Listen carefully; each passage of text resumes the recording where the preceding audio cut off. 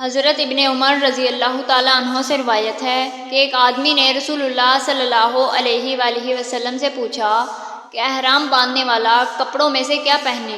تو رسول اللہ صلی اللہ علیہ وآلہ وسلم نے فرمایا کہ کرتا نہ پہنو اور نہ ہی امامہ پہنو اور نہ ہی شلواریں اور نہ ہی موزے پہنو، سوائے اس کے کہ جس کے پاس جوتی نہ ہو تو وہ موزے پہن لے اور ان کو اتنا کاٹ لے کہ ٹخنوں سے نیچے ہو جائیں، اور ایسے کپڑے نہ پہن کہ جس میں زعفران اور ورس ہو۔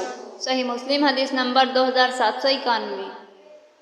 حضرت ابو ہریرہ رضی اللہ تعالیٰ عنہ بیان کرتے ہیں کہ رسول اللہ صلی اللہ علیہ وآلہ وسلم نے یہ آیت تلاوت فرمائی، جس روز وہ زمین اپنی خبریں بتا دے گی۔ آپ صلی اللہ علیہ وآلہ وسلم نے فرمایا، کیا تم جانتے ہو اس کی خبریں کیا ہیں؟ انہوں نے عرض کیا، اللہ اور اس کے رسول بہتر جانتے ہیں۔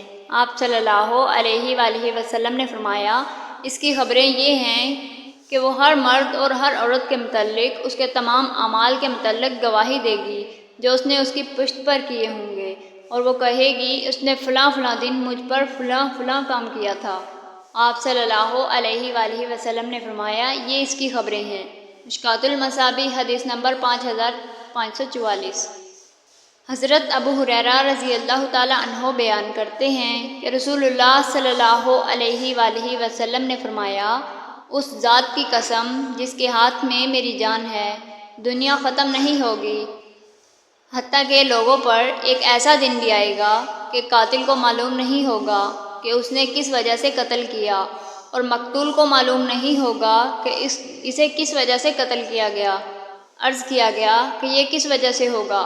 فرمایا، فتنے کی وجہ سے قاتل اور مقتول دونوں جہنمی ہیں۔ مشکوٰۃ المصابیح حدیث نمبر 5390۔